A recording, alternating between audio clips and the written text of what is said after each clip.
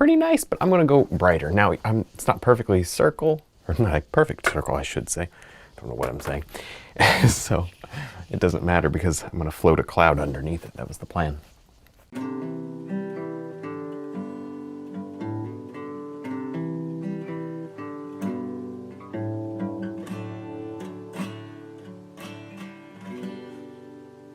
Hi, I'm Kevin Hill, and today we're going to do a beautiful painting with a lot of soft colors and a lot of sunlight. It should be fun. Now, last week I mentioned that I had paintings for sale on the website. We still have a few, and I'm going to be selling this one here that I paint today. So if you're interested, check the link in the description and definitely go check it out on the website. And if you're looking forward to seeing this and you'd like to see more, be sure to leave a like and subscribe for more painting videos. All right, let's get started. We'll start off today with a very vibrant yellow color. It's a great place to start when you're doing a sunset, isn't it? Now today we're going to focus less on actual landscape and more on the color. You know what I mean? It's going to be just trees for the most part, some foreground, but nothing crazy. But what we are going to do is spend just a lot of effort trying to get these colors really nice. So hopefully it'll be something a little different and fun. There we go. Maybe work this color just across to the right there. I am going to add, there's my yellow by the way. I had more white in it here to start and then I put less white. Of course I've got a little bit of white and clear gel in the background, and if you need some of that, definitely go to the website and check it out. We got all that sort of stuff. Everything that you see me using, we've got available for you. All right, that is what I would call halfway decent. Oh yeah. Maybe work that orange right around the yellow. It totally works. A little bit up here. I mean, we are going to cover it with clouds. Lots of beautiful clouds today in our sunset, but it doesn't hurt to get a little bit of that red, at least as a borderline. We're going to use purple as our cloud color, but it doesn't hurt to have a little safety ring of red around your yellow. So we'll put a little turquoise at the top. That's really pretty. Now I'm just dropping in a few smaller clouds, not anything terrible. Well, I mean, they're kind of large, but you know what I mean? They're not huge. They're sort of in between. They're in between clouds. Yeah. You can see I've got a little bit of a mess going here. I couldn't even tell you what the colors are. Just, well, I could. I've got my yellows, my reds, and a little bit of purple every once in a while, but it's all sorts of different combinations of those colors. I definitely have some pink going on. I do have some purple on the edges. I did a lot of orange in the middle. Getting ready to do some more purples. But anyway, you just kind of can't overdo the amount of colors. You know, the more colors you add, the better it looks. I don't think it's possible to overdo the amount of colors that you have. As long as they kind of go together. You wouldn't want to put green up here or something funny, you know what I mean? But yeah, hopefully it makes sense. Cool. As we get away from the light source, of course, we get a little bit darker and we start slipping into the purple tones again. I like the idea of keeping it kind of shine, keeping it just nice and subtle over there. Not quite so crazy, maybe more like that. Well, there we go. Yeah, even bringing some of this over here like that. That's good. So you see, we'll play around with it a lot. Okay, good. Now let me just real quick wipe my brush, grab a little red, a little blue, a little white, and that was not quite right color.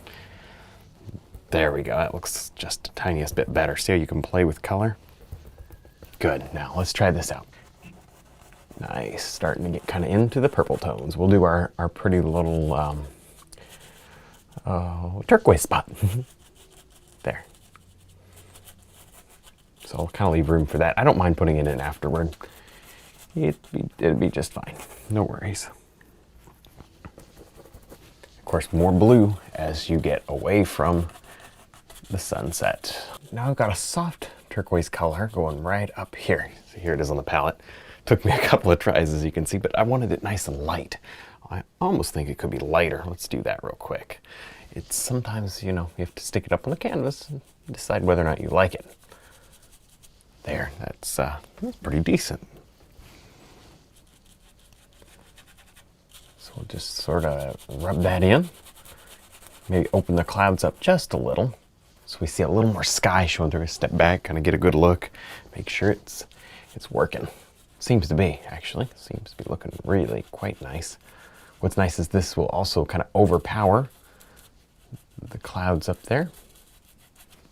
So you can open them up very, very easily. It's no big deal. You may or may not, want to add that back. Probably do. That's a funny looking cloud. We don't want that up there. All right, let me see. Maybe just get a little more turquoise on the side. Good. Did you see how that just creates that little feeling of there's a little more going on in this painting?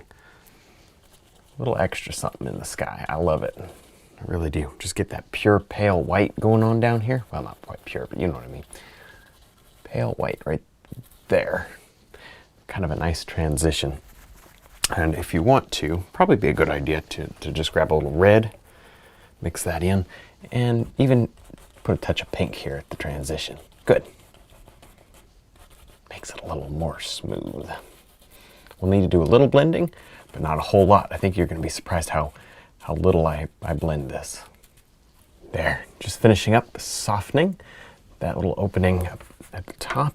Let's grab our filbert brush, and I just want to kind of put back some of the clouds and just cover it up. Of course, we did it in the wrong order. If you did it in the, where's my blender brush going? If you did it in the right order, you wouldn't have to do this. But I just can't help it. I love doing stuff in the wrong order. So there you go. We get to paint the clouds in again. It gives me a nice opportunity to make a little adjustment here and there. I like that. Plus, it probably drives people nuts. And that's a lot of fun too. There. Now it's time to paint the little sun. So you could either just paint it in, or you could wipe it off, or you could do both. So I'm going to try wiping it off first, see what we get. We'll go pretty much just right in this area. It doesn't really matter, kind of wherever makes sense for you. Just off center would be good. I'm going to just set my little paper towel down. Oh, it's actually a shop towel, of course, but I just rub it. Not bad. But you see why it was easier to do that versus you're going through the trouble of trying to paint it with all that slippery paint up there. Okay, now wipe your blender brush out really, really good and just give it a soft blend here and there. And then you can step back and make a choice. Do you want it brighter? If so, you're going to need to add white. Let me see. It's pretty nice, but I'm going to go brighter. Now, it's not perfectly circle, or not a perfect circle, I should say. I don't know what I'm saying. So it doesn't matter because I'm going to float a cloud underneath it. That was the plan. Here's some white on the detail brush. And I'm going to just go within my outlines and give this sun a little more sparkle. I think it's worth it. There. Just like this. Not a whole lot of paint. And you almost get that little halo effect because we wiped off the canvas. That area where there's less paint's lighter in color. Beautiful. Make sure you have a clean detail round brush when you do this, though. That is one thing to be sure of. All right, now we need to float at least just a soft cloud. Not much of one, just a little one, right over this little sun area, like that. That's just so beautiful. It makes it feel like it's part of the painting. It really does. Nice. Maybe just make it a little brighter yellow. That's really, really pretty. As you can see here, I couldn't resist putting in some sun rays. I also softened the sun like a whole bunch. I was going to come up with a percentage, I couldn't figure it out, so a whole bunch. And I also just couldn't resist on those sun rays. The trick to sun rays is one direction and stop and clean your brush out. Wipe it off. Don't wash it. Wipe it really, really good. And come back up and do it again. That is the only trick to sun rays. At least with oils. Acrylics, completely different. But that looks good. That looks really good. Okay, maybe a final blend, just a little here and there. Kind of put my hand down on the canvas while doing all of that. I don't want to over blend. I want there to be brush strokes. I like them. I think they add a little variety. And whoever ends up buying the painting will actually just be able to, it's hard to see in the camera, but be able to look and see all these different brush marks and textures in the clouds, and it just gives it a little movement that I like. So we're going to leave most of that. All right, long explanation for not much. All right, we're going to take our brown and maybe just some muddled colors here. I really don't care what it is. All right, we're going to paint in. We're going to paint in our background bushes. I might make, yeah, let's go right here. Maybe make a little bit of a like a valley kind of a thing. Not really, you know, this is all very close, but it wouldn't hurt us to get a little bit of a sketch in here. Of course, we need a little walking path. Something very subtle today, nothing too crazy. Maybe in that area is okay. We can change it. It doesn't matter. It's so easy to just make changes. So there you go. Put a little bit of texture there. Okay, sketch done. That was an easy sketch. We'll just continue here in the background. Some beautiful colors. I'm going with kind of some golden tones. Not so much because it's autumn, although it certainly could be. That's up to the viewer. But more what I'm excited for is just these sunset colors. So pretty. We're going to showcase that sky and these beautiful colors. Now we'll take a nice dark color and go right under this grass. You can see I just spent a couple seconds highlighting it, although we'll probably do some more here in a little bit. Just started to establish a highlight there, painted some large trees just with kind of smudging strokes. We'll need to highlight those. Just simple stuff, but stuff that we've got to get done.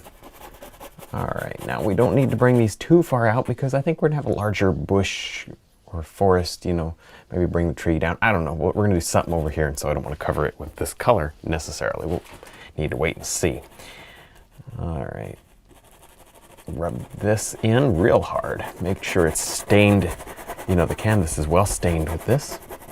It's so important. And then as you go out to the left here, perhaps we want a yellow tree, kind of like an autumn golden colored tree maybe, or we'll just sort of start working in those tones. See that? Nice. That's going to be so pretty. But just building all this color in the underpainting makes such a difference, doesn't it? Cool. Just continue to work here, maybe.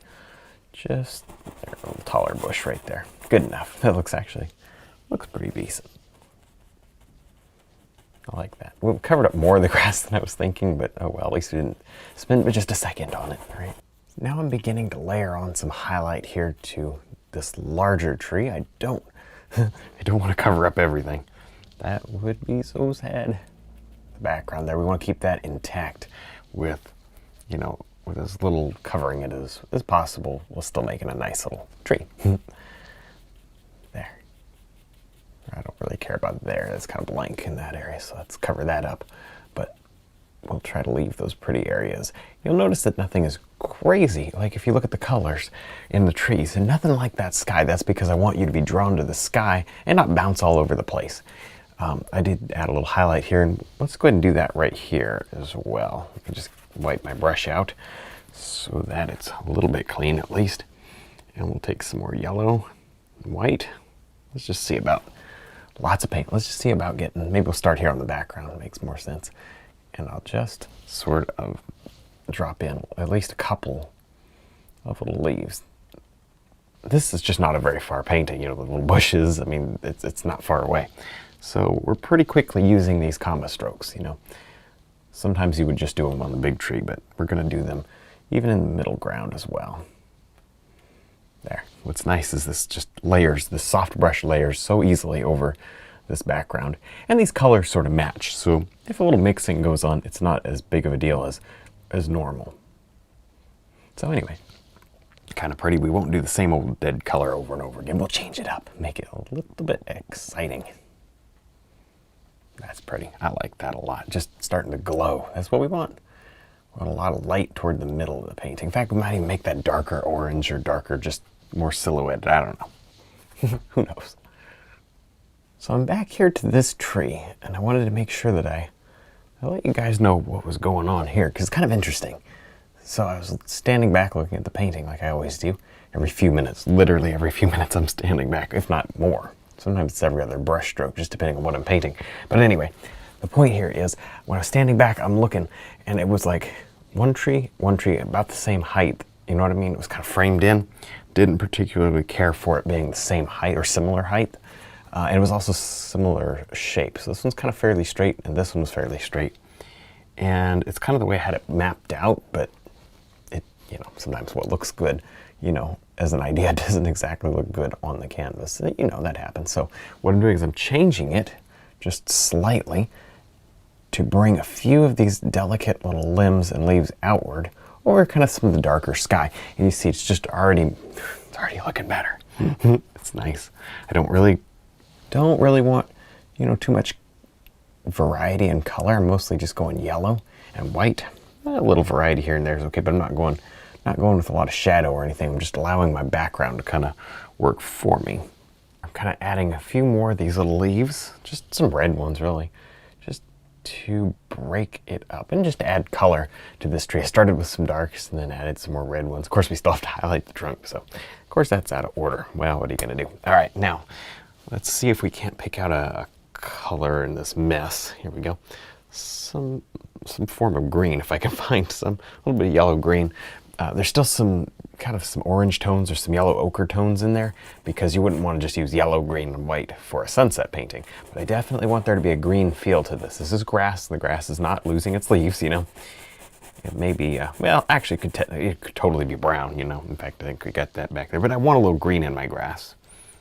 It just depends on where this scene is. And, you know, if 10 people looked at it, there would be 10 different locations. You go, oh, this looks like this area or whatever, you know. I don't know. Let your viewer decide. It doesn't matter. That's so cool. Look at that. I wipe my brush out, grab a little red. There, that's cool. Just change it up. Get some beautiful, just different things happening. Of course, this is just a background. We'll add more and more detail as we come forward, but it won't be quite as bright. Now this is where the path disappears, right behind that. Good, and then what we'll do is we'll transition into the fan brush and get some good crunchy texture. Now there's plenty of shadow and highlight down, so I'm just blending here with the fan brush. Doesn't take a whole lot, just a little. Pretty soon this whole thing just starts from looking really weird to looking really good very quick. And if you're interested in, you know, demonstrating painting, real quick, interrupting that thought, I just want to highlight this little spot.